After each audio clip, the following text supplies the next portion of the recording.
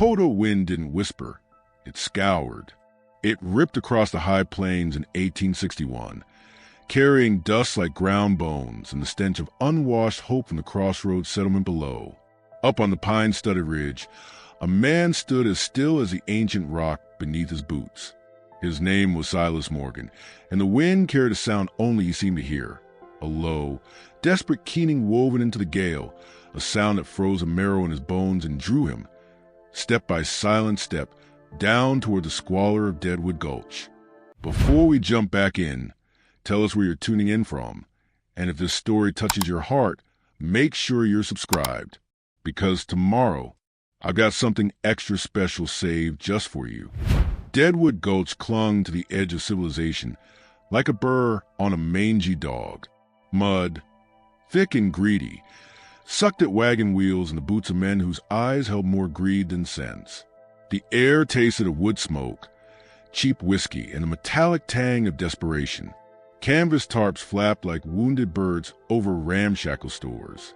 Horses stamped nervously, their flanks twitching at flies drawn by the reek of the open trough that served as the main street sewer. Voices rose in drunken chorus or harsh barter, punctuated by the sharp crack of a whip or the hollow thud of a fist. Silas moved through the throng like a shadow, tall, broad-shouldered beneath a worn, dust-of-the-colored dried blood. He drew glances quickly averted. His face, whether beyond its 38 years, was a landscape of hard angles and deeper sorrow, framed by dark hair streaked with early gray and tucked under a wide-brimmed hat pulled low. His eyes, a startling pale blue against the sun-browned skin, held the distant look of a man perpetually watching horizons only he could see. 5 years passed. Cholera had swept through his homestead near the Platte, taking his wife Sarah and their 2 small children in a fevered week. He'd buried them under a solitary cottonwood, then walked west, carrying silence like a shield and the weight of their absence like stones in his pockets. His solace was found in the rhythm of his knife against pine knots, leaving behind small, intricate creatures that held no life but his own focus. He hadn't come for supplies. He'd come because of the sound that had echoed the hollow ache in his own chest. It led him to the edge of the settlement, beyond the last saloon, where a rough plank platform had been thrown up beside a trader's canvas-covered wagon. A crowd, smaller but meaner, clustered here. Men spat tobacco juice into the mud, their faces alight with a cruel curiosity. On the platform stood the source of the sound, a young Apache woman. Her hands were bound loosely in front of her with rawhide, her feet bare and caked with the same mud that stained the hem of her simple deerskin dress, its faded patterns whispering of a different world. But it was her eyes that held the crowd, or rather, the thick strip of rough-woven hemp cloth tied tightly over them. A trader, his guts straining against a filthy waistcoat, stood beside her, his voice a grating rasp. Healthy enough, strong, got spirit, see? He gave her a rough nudge. She stumbled slightly but didn't cry out. Her head remained high, chin tilted defiantly, though the slight tremor in her bound hands betrayed the terror beneath the stoicism. Her long black hair, partially escaped from a loose braid, whipped across her shoulders in the relentless wind. She was perhaps 20, her face bearing the sharp, elegant lines of her people, marred only by faint pockmarked scars near her temples, the cruel signature of the white man's sickness, smallpox, that had likely stolen her sight years before. "Who'll start?" the trader bellowed. $5? Worth that for the work she can do. Eh? Or other things. Lewd laughter rippled through the crowd. Silas felt the old ice form in his chest. He saw not a commodity, but profound, isolated vulnerability that mirrored his own. He saw the unseen scars, the dignity clinging fiercely to the edge of an abyss. He saw Sarah, fragile at the end. The keening he'd heard wasn't just sound. It was a silent scream of a spirit being crushed. $3, a grizzled prospector yelled. $3.50, counted another, voice slurred. The woman flinched minutely at each bid, as if the words were physical blows. Her knuckles whitened on the rawhide binding. $5. The word cut through the murmur, low and flat, devoid of inflection.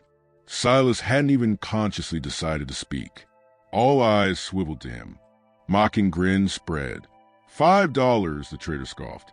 For this useless squaw? Morgan, you gone soft in the head living out there alone? She's blind as a post. 5, Silas repeated, the single-syllable final as stone. He didn't look at the trader. His pale eyes were fixed on the woman, on the tense line of her shoulders, the way her head tilted slightly, listening intently to the source of this new, unexpected voice. Amidst a rice of chuckles and muttered insults, the trader snatched the worn bill Silas extended. He roughly shoved the woman forward. You're a problem now, Morgan. Good luck getting any use out of her. Silas stepped onto the platform. He didn't touch her. He simply held the end of the rawhide tether loosely. Walk, he murmured, the word barely audible above the wind. He gave the slightest, gentlest tug. She hesitated, a wild creature sensing a new, unknown trap. Then, with a slow, deliberate inhalation, she stepped off the platform, her bare feet sinking into the cold mud. Silas moved, not pulling, but guiding with the barest tension on the tether, walking slightly ahead and to her side. The crowd parted, their stares hot and contemptuous on his back, curious and predatory on hers. They left the stench and noise of Deadwood Gulch behind, climbing the trail Silas had descended. The wind here was cleaner, scented with pine resin and dry grass. Silas moved at a measured pace, acutely aware of the woman behind him. He heard the soft intake of her breath as the terrain changed, the scrape of her bare feet on rocky patches, the rustle of her dress against sagebrush. She navigated not by sight, but by sound and touch in the subtle shifts in the air currents against her skin. He watched her unbound hands reach out occasionally, fingers brushing the rough bark of a ponderosa pine as they passed, tracing its history in silent grooves. They walked for over an hour, the sun beginning its long descent, painting the distant hills in bruised purples and golds. Finally, they reached a small, sheltered clearing high on a ridge. A simple log cabin, sturdy but weathered, stood against a backdrop of dark pines. A lean-to sheltered a single, calm bay mare who nickered softly in recognition. A small corral and a trickle of a stream completed the scene, a solitary haven carved from the wilderness. Silas stopped near the cabin door. He turned, finally looking directly at the woman. Her face was turned towards the setting sun, the blind fold stark against her skin, absorbing its fading warmth. He reached into his pocket, not for the knife he habitually carried, but for something else. He'd picked it up without thought on the walk, a small, tight pine cone, its scales smooth and symmetrical. He held out silently, placing it gently into her still-bound hands. Her fingers, cool and surprisingly sure, closed around it instantly. She flinched, then stilled, her head tilted, not towards him, but upwards towards the sighing pines. Her fingers explored the pine cone's intricate ridges, the sharp, closed tips. For a long moment, she stood utterly motionless, as if listening not just to the wind, but to something within the small object itself. A deep, almost imperceptible tremor ran through her, not of fear, but of recognition, concentration. Her lips parted slightly, not in a sound, but in silent communion with the world she perceived beyond the darkness. Silas watched, a strange tightness in his throat. He hadn't expected a reaction. He'd only acted on a vague impulse, a gesture as silent as he was. He stepped past her to the cabin door. "Inside," he said quietly, pushing it open. The interior was dim, smelling of wood smoke, cured leather, and dried herbs. A simple table, a stone hearth, a bunk piled with furs. He moved to untie her hands, his callous fingers surprisingly deft on the knot. The rawhide fell away. She moved towards the door. She stood rooted in the clearing, the pine cone clutched tightly in one hand, the other hovering slightly in the cooling air. Her blindfolded face was still turned towards the darkening pines, listening intently to a world Silas could only see. He saw the tension in her posture, the absolute focus.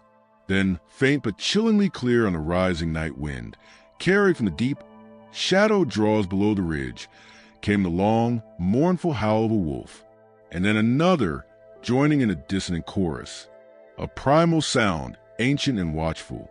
The woman didn't startle. Instead, her head turned slowly, precisely, towards the source of the sound, miles away yet unerringly present. A shiver, different from before, traced its way down her spine. She took a small, deliberate step back toward the open cabin door Silas held, but her posture remained alert, poised. Silas stood frozen in the doorway, the chill of the coming night seeping into his bones. The howls faded, leaving a silence that vibrated with unspoken questions. Who was this woman? What did she hear in the darkness, in the pine cone, in the wolf's cry that he could not? And what, beyond the known dangers of the Dakota night, was truly listening back? The wolf's song faded, leaving a silence deeper than before, a void filled only by the sighing pines and the frantic hammering of Silas's own heart against his ribs. The chill night air, sharp with pine resin and the promise of frost, pressed against the open cabin doorway. Kaya. The name surfaced in his mind unbidden, a whisper on the wind that felt right. Stood poised just outside the threshold, her blindfolded face still tilted toward the dark draws where the howls had risen. Her posture was not cowed, but watchful, a doe sensing the mountain lion's breath. The small pine cone was a hard knot in her fist. Silas moved, breaking the spell of stillness. He stepped fully aside, gesturing into the dim interior, though she couldn't see it. Inside, he repeated, his voice rough from disuse, yet softer than the trader's rasp. Cold. A tremor, distinct from the earlier shiver of concentration, passed through her. She took one hesitant step, then another, her bare foot finding the worn wooden plank of the threshold. She paused, head tilted, listening to the shift in sound, the hollow resonance of what beneath her feet replacing the crunch of forest litter.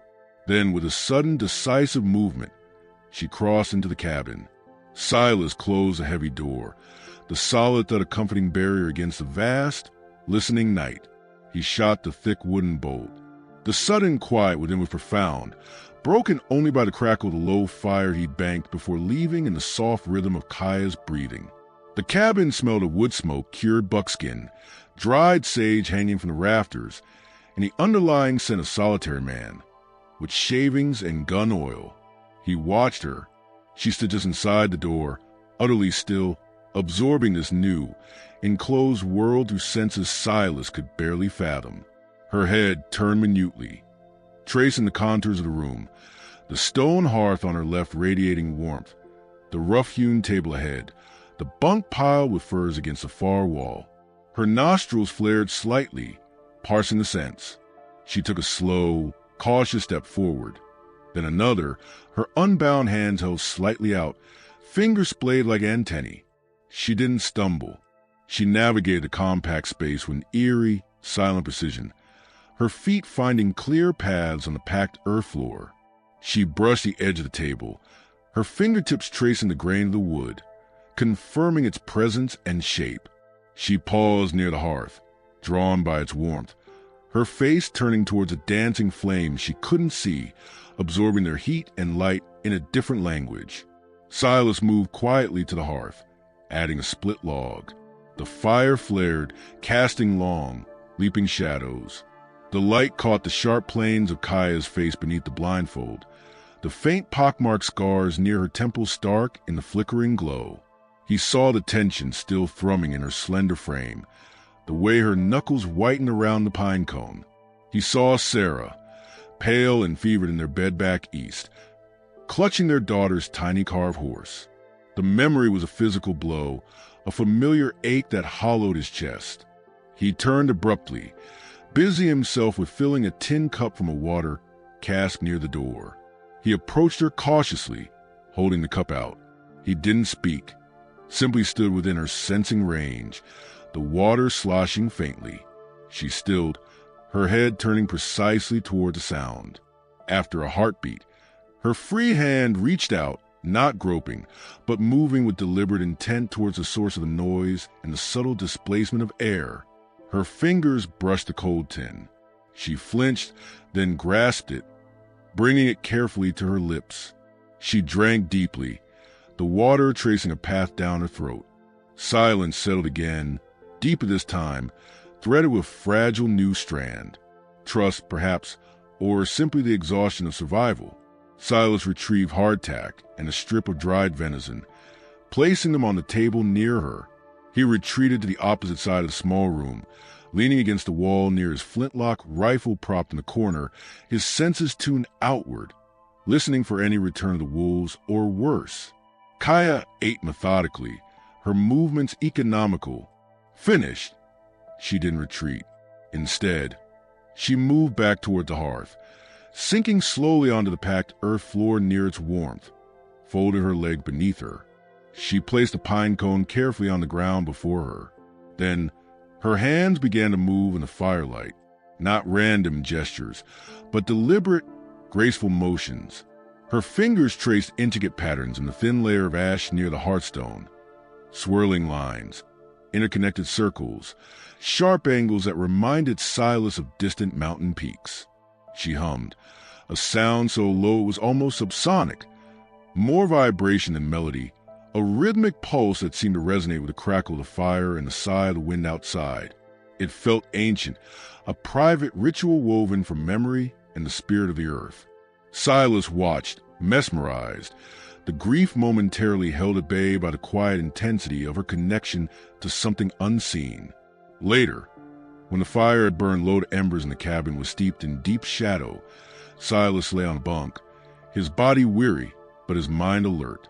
Kaya had curled up near the hearth's residual warmth, wrapped in a spare wool blanket he'd silently placed near her. Sleep claimed her, but it was restless. Whimpers escaped her lips, soft, distressed sounds. Then clearer, a single word, choked and thick with terror. Lobo, wolf, Spanish, or a word borrowed from a Mexican trader's filtering north. It was followed by another name, a whisper that sliced through the dark. Cully. Was it a plea? A curse? A name torn from a past drowning in darkness and fear? Silas lay perfectly still, the name echoing in the silence, a stark reminder that the wolves outside might not be her only hunters. He must have slept, for the gray light of false dawn was filtering through the single window when a sound jerked him fully awake. Not wolves. A different sound, sharp and out of place. The bay mare in the lean-to snorted, a sound of distinct unease, followed by a soft, nervous stamping of hooves. Silas was on his feet instantly, rifle in hand, moving with the silent efficiency born of years on the edge. He eased the cabin door open just enough to slip out, the cold morning air biting his face. The world was hushed, draped in mist rising from the creek below. He scanned the clearing, the tree line, the ridge trail. Nothing moved but the mist. He moved towards the lean-to, calming the mare with a low murmur, his eyes scanning the ground. Near the stream where she drank, the soft mud at the bank held clear impressions, not just the sharp, familiar cleaves of deer hooves or the broader pads of coyote. Among them, partially obscure but unmistakable, was a deep, rounded imprint of a shod horse. And beside it, pressed deep into the mud, was a distinct mark of a man's boot heel, heavy worn, and pointed directly toward the cabin. The boot print in the damp mud near the stream was a declaration. It pointed toward Silas's cabin like an accusing finger, stark and undeniable against the soft imprints of deer and the fading paw marks of night creatures. The shod horse track beside it spoke of a rider, not a lone wolf or wandering trapper. The mist, clinging like damp wool to the lower branches of the pines, suddenly felt less like nature's breath and more like a shroud drawn tight, hiding the approach of something human and unwelcome. The faint, mournful echo of a distant wolf cry from the deep draws below only sharpened the sense of being watched. Silas crouched, his fingers hovering over the boot print. It was large, the heel worn down at an angle suggesting a man who spent long hours in the saddle. The pointed toe was distinctive. He scanned the tree line, his pale eyes narrowed, searching for movement, for the glint of metal, for anything that didn't belong in the gray, damp dawn. The bay mare stamped again, her nostrils flaring. Easy, girl, Silas thought, the memory surfacing unbidden. Sarah calming their skittish plow horse during a sudden thunderstorm, her voice soft, her hand steady on its neck. A wave of that old, hollow ache washed over him, swiftly followed by a colder, sharper edge, protectiveness. He had brought danger here. To her. He moved with the silence of a shadow back to the cabin. Inside, the air was still warm from the bank fire, smelling of wood smoke and the faint, herbal scent of the sage Kaya had touched. She was already awake, sitting upright near the hearth. The rough blindfold was still in place, but her head was tilted, listening intently to his soft footsteps, the shift in the air as he entered, the subtle tension radiating from him. The pine cone was held loosely in her lap. She didn't speak, but her posture was taut, expectant. Tracks, Silas murmured, the single word heavy in the quiet. He crossed the corner where his flintlock rifle leaned, checking the priming with practiced fingers. He slung his powder horn and shot bag over his shoulder. Man horse. He saw her flinch minutely at the word man, her knuckles whitening on the pine cone. The whispered names from the night, Lobo, Cooley, hung unspoken in the air between them. He needed to see, to know, but leaving her alone felt like leaving a candle burning in dry tinder. He hesitated, then gestured towards a small, high window. Watch! The word felt inadequate, impossible for her. Yet her head turned unerringly towards the window's direction. Listen, hard. He mimed cupping his ear. Kaya nodded once, a sharp, decisive movement. She placed a pine cone carefully on the hearthstone. Then her hands moved to the small pouch tied at her waist, hidden beneath her deerskin dress. Silas hadn't noticed it before. Withdrawing a small, smooth object, dark as night, and catching the dim light, she held it tightly. An obsidian shard, perhaps worn smooth by time and touch. She pressed it against her chest, just above her heart, her lips moving in a silent invocation. It wasn't fear in her expression now, but fierce concentration, a channeling of will. Emboldened by her silent resolve, Silas slipped back out. He skirted the clearing, staying within the tree line, his movements fluid and silent, a skill honed by years of hunting and solitude. He followed the tracks back from the stream. They led not directly toward the cabin, but angled up the ridge, disappearing onto a rocky outcrop overlooking his homestead, a perfect vantage point.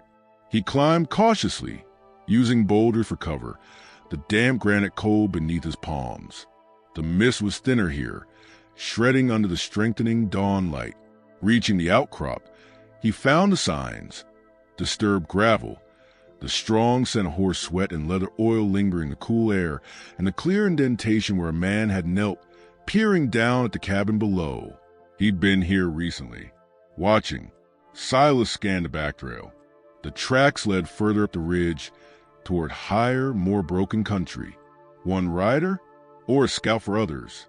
He needed to buy time, create uncertainty. A thought surfaced, born of necessity. He backtracked carefully, then deliberately left a false trail heading northwest, away from the cabin, toward a distant, treacherous ravine. He scuffed the ground, broke a few low branches, made it look like a hurried departure, a decoy for anyone following. It wouldn't hold for long, but it might confuse, delay. Returning to cabin clearing, he moved to check the corral. Kai was outside. She stood near the trickling stream, facing away from the cabin, her posture utterly still. The blindfolded face was lifted towards the ridge where Silas had just been. She held her obsidian shard in one hand, the other palm open and facing the distant pines. As Silas approached silently, he saw her lips move, shaping words he couldn't hear. Then, with a swift, graceful motion, she knelt and pressed the obsidian shard into the soft earth at the water's edge. She covered it with small, flat stone, patting the earth smooth above it. A marker? A ward? A prayer for protection sent into the land?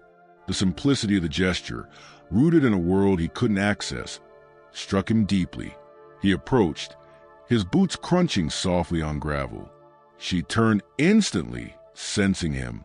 "One rider," Silas said quietly, gesturing vaguely toward the ridge. "Gone. For now." He saw the tension ease slightly from her shoulders, but not the profound alertness. Back inside, Silas began methodical tasks of frontier survival, his movements a familiar balm against the rising unease. He checked his meager supplies, sharpened his skinning knife, the rhythmic scrape of steel on stone filling the small space. Kaya sat near the hearth again, seemingly absorbed in tracing the patterns of the woven grass mat beneath her. But Silas noticed her hands were never still for long. She'd reach out, her fingertips brushing the rough log wall, the cool metal of the water cask, the smooth edge of the table, as if constantly mapping, reinforcing her understanding of his fragile sanctuary. As the sun climbed higher, warming the cabin, Silas prepared a simple meal of beans and more venison. He placed a portion near Kaya on the mat. She ate slowly, her senses attuned to his movements. When he rose to add wood to the fire, she surprised him. Without a word, she carefully felt for her empty tin plate, then stood. With cautious steps, guided by memory and the heat radiating from the hearth, she moved towards the water cask. Silas watched, holding his breath, as she found the dipper, filled it, and carried it back, spilling only a few drops. She placed the dipper carefully beside the hearth, a small offering, perhaps, or simply a task completed. It was the first unsolicited act, a tiny thread of belonging woven into the fabric of their shared space. Silas felt an unexpected warm bloom in his chest, momentarily eclipsing the cold dread of the tracks. The afternoon sun slanted through the window, laying golden bars across the earthen floor. Kaya sat near the warmth, the pine cone back in her hands. Her fingers moved over its scales with a quiet reverence. Silas sat at the table, cleaning his pistol, the smell of gun oil sharp in the air. The fragile piece was a thin veneer, both of them listening, always listening, beyond the crackle of the fire, beyond the whisper of the wind in the pines. Kaya's head snapped up, not toward the door, not toward the window, but toward the spot high on the cabin wall, near the rafters. Her body went rigid. Her fingers froze on the pine cone. Silas heard a fraction of a second later, a sound so faint it could have been the settling of old logs. But it wasn't. It was a dry, skittering scratch of claws on wood, inside the wall. Before Silas could react, Kaya's free hand flew to her blindfold, not to remove it, but to press the rough cloth tighter against her ears, her face contorted in a sudden, visceral wave of terror that transcended her usual watchfulness. A choked gasp escaped her, barely audible, but laden with a recognition that turned Silas's blood cold. "Cooley's shadow," she breathed, the words thick with dread, spoken not in Spanish, but in the guttural cadence of her own tongue. The name from her nightmare, now tied to a sound in the wall. And the scratching continued, a tiny, insidious counterpoint to the thudding of Silas's own heart. "Cooley's shadow." The words hung in the cabin's smoky air, thick with a terror that seemed to leach the warmth from the late morning sunlight slanting through the window. The scratching inside the wall continued, a dry, insistent skittering, like tiny claws on ancient wood. Kaya remained frozen near the hearth, her hands pressed hard over her ears beneath the blindfold, her breath coming in short, sharp gasps. The pine cone lay abandoned on the packed earth floor. Silas moved instantly, the cold dread of the tracks momentarily forgotten. His eyes scanned the rough log wall where the sound originated, high up near the juncture with the roof. It wasn't human, too small, too erratic, but the effect on Kaya was visceral, primal. Cooley's shadow, the name from her nightmare, now given form by a sound in the wall. Was it a creature she associated with trauma, a harbinger from her past? "Easy," Silas murmured, his voice low and steady, cutting through her panic. He crossed a small space, his boots silent on the earth floor. He didn't touch her, but stood close, a solid presence radiating calm. He reached up, running his calloused fingers along the rough-hewn logs near the sound. A small gap, barely visible, where chinking had crumbled away over winters. The scratching intensified for a moment, then stopped. A faint rustling followed, deeper within the wall's cavity. Pack rats, common enough, seeking shelter, nesting in the dry warmth. Silas let out a slow breath, the immediate physical threat dissolving. But the terror etched on Kaya's face remained, a stark reminder that the true danger wasn't the rats, but the memories they clawed loose. He saw Sarah, not in fever, but in the frantic days after the children were gone, jumping at every settling beam, every creak of the old homestead, the silence itself a terrifying echo of loss. His own heart hammered in sympathy. "Rats," he said simply, his voice rough with shared understanding. "Just rats." He tapped the wall gently near the gap. Wood. Nesting. Kaya didn't relax. Her head tilted, listening intently, not just to the silence where the scratching had been, but to the cadence of his voice, the truth within it. Slowly, agonizingly slowly, her hands lowered from her ears. She remained rigid, trembling, the blindfold damp where it pressed against her temples. The name Cully seemed to vibrate in the space between them, unspoken but screaming for recognition. Silas knew the rider could return. The false trail wouldn't hold forever. They needed air, space, a break from the cabin's suddenly oppressive walls and the ghosts scratching within them. "Outside," he said, gesturing toward the door. Sunday warm.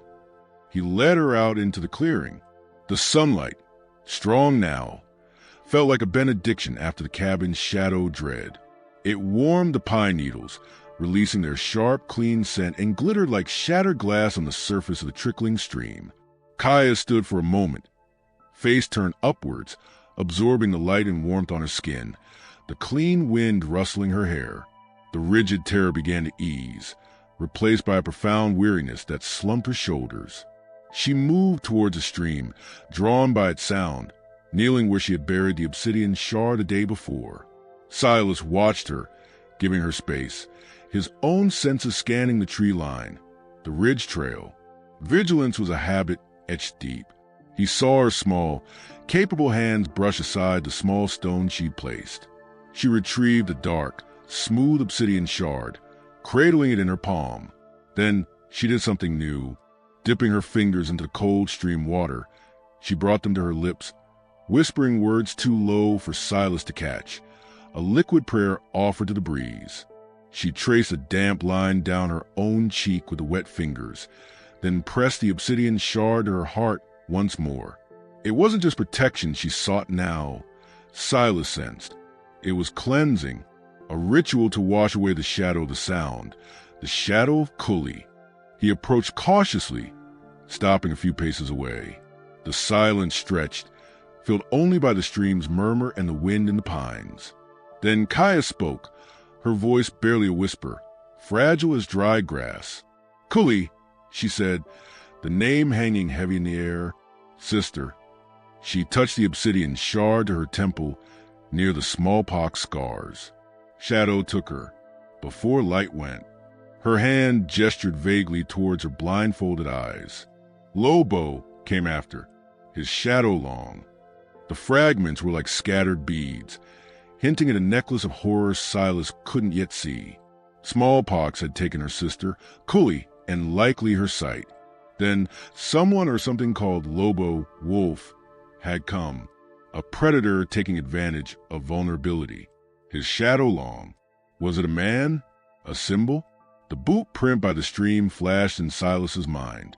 A cold fury, familiar and deep, stirred in his gut, the same fury that had met helplessness at Sarah's bedside. He didn't press. He simply nodded, though she couldn't see it. The shared understanding was a tangible thing in the sunlight. He saw her strength, not just in surviving the auction, but in speaking the shard of truth. "Safe here," he said, the promise feeling both necessary and perilous in the vast, watchful wilderness. They spent the afternoon in the clearing, a fragile truce with fear established. Silas tended the mare, checked his traps down by the creek, finding only a plump rabbit, and repaired a section of the corral fence. Kaya stayed near the cabin or the stream, her movements becoming more assured within the space she was mapping. She felt for the axe Silas had used to split kindling, her fingers tracing the smooth with a handle, the cold, sharp metal of the head. She listened intently as he worked, turning her head to follow the sounds of his movements with uncanny accuracy. As the sun dipped towards the western ridges, painting the sky in fiery oranges and purples, Silas prepared the rabbit over the fire pit outside. The scent of roasting meat mingled with wood smoke and pine.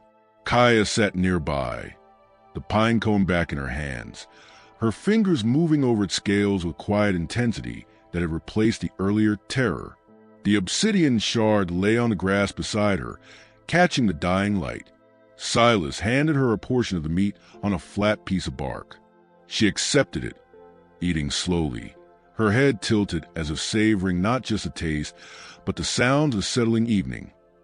The crackle of the fire, the mare's soft snore from the lean-to, the first tentative chirps of crickets. Silas watched her, the simple act of sharing a meal under the vast Dakota sky, weaving another thread of connection.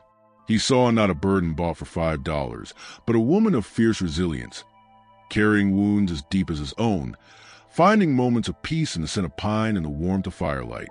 He was about to speak, perhaps offer water, when Kaya's head snapped up, not toward the ridge trail this time, but east, down toward the denser timber where the stream disappeared into shadow. Her body went utterly still, every sense focused. The piece of meat fell forgotten from her fingers. Silas heard it a heartbeat later. Not scratching, not wolves. The distinct, rhythmic crunch of a horse's hooves on dry pine needles. Slow, deliberate, coming up the creek bed, directly toward the clearing. He was on his feet in an instant, his flintlock rifle already in his hands, the comforting weight of cold steel against his palm. He moved swiftly to the edge of the clearing, using a large ponderosa for cover, peering down into the gathering gloom beneath the trees. The rider emerged from the shadows, a single figure on a dusty bay horse, the animal's head drooping with weariness. The man was tall, lean, shrouded in a long, gray dusted despite the lingering warmth. A wide-brimmed hat shadowed his face. He rode with the loose ease of a man born to the saddle. But there was an alertness in the set of his shoulders, a tension in the way his hand rested near the pistol holstered on his hip. The pointed toe of his boot, just visible in the stirrup, matched the print by the stream. He reined in his horse at the edge of the clearing, perhaps 50 yards from Silas's position. He didn't call out. He didn't advance. He simply sat there, a silent silhouette against the fiery sunset, his unseeing gaze sweeping the cabin, the corral, the clearing, and settling with unnerving stillness on Kaya, sitting exposed near the dying fire. The rider sat his dusty bay horse at the clearing's edge, a stark silhouette cut from the dying embers of the sunset. 50 yards away, Kaya sat frozen near the cooling fire pit, her blindfolded face turned unerringly toward the intrusion, every line of her body radiating a terror deeper than the approaching night. Silas Morgan, pressed against the rough bark of the ponderosa pine, the cold weight of the flintlock rifle solid in his hands, sighted down the barrel. The pointed boot toe in the stirrup confirmed it, the watcher from the ridge. Lobo, the name Kaya had whispered, thick with dread, echoed in Silas's mind. A predator circling wounded prey. The rider didn't move, didn't call out. His wide-brimmed hat cast his face in deep shadow, but Silas felt the intensity of his gaze, fixed solely on Kaya. It wasn't the casual appraisal of a drifter. It was recognition, laced with something colder, harder. Possession? Reckoning? Silas's finger rested lightly on the trigger, the memory of Sarah's fragile hand in his as the fever took her flaring bright. A reminder how easily light could be extinguished. He would not let that shadow touch Kaya. A low sound escaped Kaya, a whimper stifled almost instantly.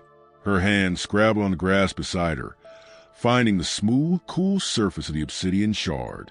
She clutched it, pressing its sharp edge into her palm, the small pain an anchor in the storm of memory. Cooley's laughter, bright as sunlight on water, then the coughing, the heat, the terrible dark silence.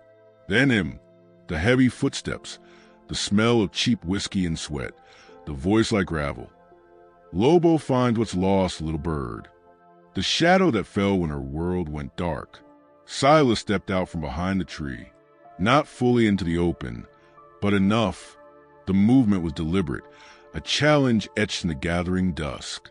The rider's head snapped towards him, a subtle shift in the shadows beneath the hat brim.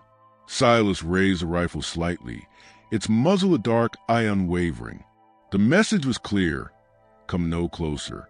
A long, taut silence stretched, broken only by the mare's soft snort and the distant chuckle of the stream. The fiery light bled from the sky, leaving the pines as dark sentinels against a deepening indigo. Stars began to prick through the velvet canopy. Then the rider moved, slowly, deliberately. He raised his right hand, palm out, empty, not surrender, but a pause, a signal. His other hand remained near his holstered pistol. His voice, when it finally came, was a low rasp that carried easily in the still air, directed not at Silas, but towards Kaya. Little bird. The words were Spanish, heavily accented, rough. You fly far. Lobo always finds. Kaya flinched as if struck. The name, spoken aloud in that voice, was a key turning in a rusted lock. Memories flooded her. The stifling darkness after the sickness, the rough hands, the fear that was colder than blindness. Lobo, not just a name, but a man. A traitor, maybe, or worse, who preyed on a vulnerable left in Smallpox's wake, who had seen a blind Apache girl as property to be claimed and used, who Cooley, even weak and dying, had tried to shield her from, whose shadow was the ever-present threat of his return. Silas saw Kaya shrink, curling it on herself, the obsidian shard a desperate talisman. The cold fury that had simmered since the auction, since seeing her bound on that platform, ignited. This was the source of the keening wind that had drawn him down to Deadwood Gulch. This was the shadow she carried. She's found, Silas stated, his voice cutting to the twilight, flat and final as stone. She stays. The rider's head tilted slightly, assessing. The silent cowboy, the rifle steady. The blind woman, trembling but unbroken. He shifted in his saddle, the leather creaking. $5 buys a body, hombre, he called back, a cruel edge entering his tone. Not a soul. She owes. Lobo collects. Kaya's breath hitched. Owed. For scraps of food? For not being thrown out to die? The debt of survival extorted by fear. The injustice of it, the echo of helplessness, war with the paralyzing terror inside her. She felt the smooth ridges of the pine cone still lying near her leg. She felt the solid earth beneath her. She heard Silas's steady breathing, a counterpoint to the rider's rasp, and she felt the obsidian in her hand. Cool and sharp, a fragment of the earth's heart. Something shifted. A spark ignited in the darkness behind the blindfold. Not sight, but will. The spirit Cooley had whispered to her about in their last days. The spirit of the pines, the wind, the stubborn grass pushing through rock. It flowed into her now, fierce and clear. She would not be little bird again. Slowly, deliberately, Kaya pushed herself to her feet. She stood tall, facing the direction of the rider's voice, the obsidian shard held out before her, not as a weapon, but as a declaration. Her voice, when it came, was clear, strong, and carried on the still evening air, speaking in the tongue of her people. Kaya, she said, the name a solid thing, claiming the space. My name is Kaya, daughter of falling rain, sister to Cooley, who walks with the ancestors. She took a step forward, toward the voice, toward the shadow. I owe you nothing. Your shadow ends here. She lowered the obsidian shard, pointing its tip downwards toward the earth at her feet, a gesture of grounding, of banishment. The rider stiffened. The casual cruelty vanished, replaced by surprise, then a flicker of something like unease. This wasn't the cowed girl he remembered. This was something else. He looked from Kaya, standing defiant in the starlight, to Silas, the rifle unwavering, a man who clearly had nothing left to lose. The wilderness around him felt suddenly vast, ancient and watchful. The howl of a wolf, distant but distinct, floated up from the dark draws below, a reminder of older laws, older powers. Lobo, the man, spat onto ground. He wasn't a fool. A shot in the dark could go either way, and the silent one looked like he knew how to make his count. The girl, she was changed, touched by something he didn't understand. The cost suddenly outweighed the prize of a broken, blind woman. With a final, lingering look at Kaya, a look Silas couldn't decipher. Resentment? Grudging respect? The rider gathered his reins. Without another word, he turned his weary horse.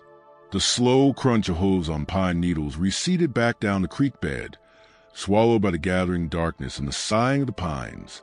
Silas didn't lower the rifle until the sound faded completely.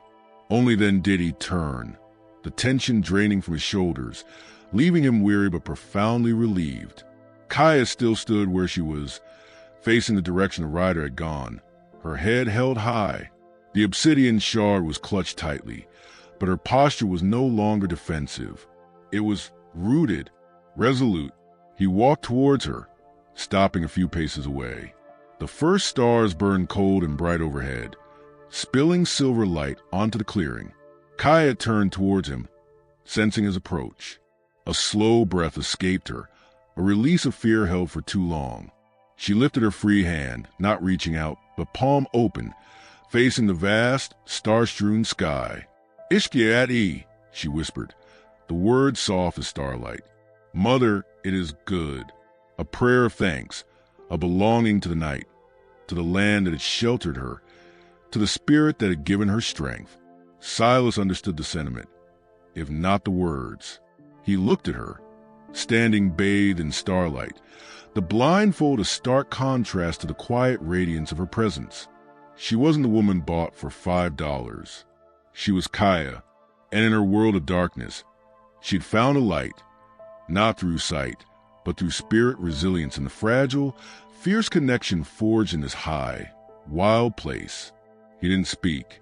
He simply stood beside her, sharing the silence under the infinite Dakota sky. The wind carried the scent of pine and clean earth, whispering through the branches like a promise. Kaya tilted her face upwards, a small, serene smile touching her lips. She could feel the vastness above, the cool kiss of the night air, the solid, comforting presence of the man beside her. She felt the pine cone under her bare foot, the smooth obsidian in her hand, the living earth beneath her. Her world, once defined by loss and shadow, was now vibrantly, defiantly full of light.